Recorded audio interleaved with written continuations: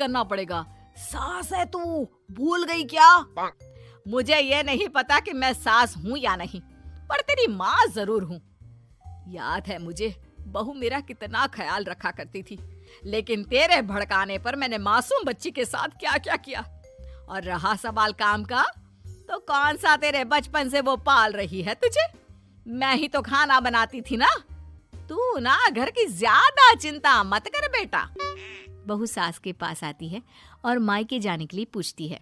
हाँ हाँ जा बहू, और जितनी मर्जी उतना रह ले। मन भर जाए तो अपने घर वापस आ जाना, ठीक है? पास खड़े पति को न जाने क्या सोचता है। हाँ हाँ माँ आ जाएगी। तू तो ऐसे बोल रही है जैसे वो कभी आएगी ही नहीं। वैसे तेरे तो अब मजे है। क्यों क्यों ऐसा क्या बहू मेरा चैन छीन रही थी? वैसे तुझे हो क्या गया है बेटा?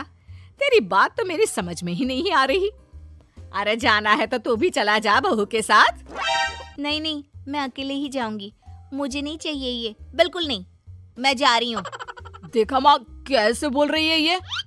अरे जाने दे बेटा, कोई बात नहीं। अकेले जाने का मन है तो जाने दे, जा बेटी। वैसे भी इसके बोलने पर मैंने बड़े गलत व्यवहार किए तेरे साथ। मैं ना ऐसी सास नहीं हूँ। तू जा।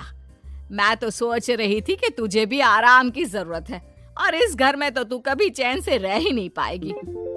हाँ माँ जी, आज तक तो सास बहू की पॉलिटिक्स सुनी थी, लेकिन ये बेटे और पति की राजनीति समझ में नहीं आ रही।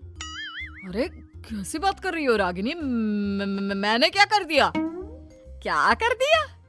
वो तो छोड़ ही दे बेटा, क्योंकि हम दोनों समझ गए हैं। लेकिन सवाल ये है कि क्यों किया? हाँ और क्या, हर कोई घर में शांति चाहता है, माँ और बीवी के बीच में तालमेल चाहता है, लेकिन आप?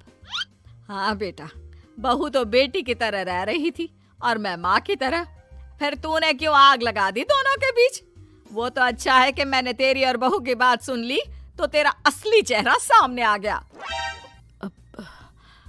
देखिए, अब तुम लोगों के आगे मेरी हकीकत सामने आ ही गई है तो मैं बता देता हूँ।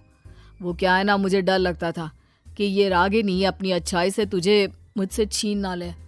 तुझे बेटी का शौक भी था। बहू में तुझे बेटी मिल जाती तो मुझे कम प्यार करती, और उससे ज्यादा, बस इसीलिए। वाह, आपका डर मेरी जिंदगी नर्क बना रहा था। मैं तो चली गोवा रिलैक्स करने। सासू माँ, 2 टिकट है, चले क्या?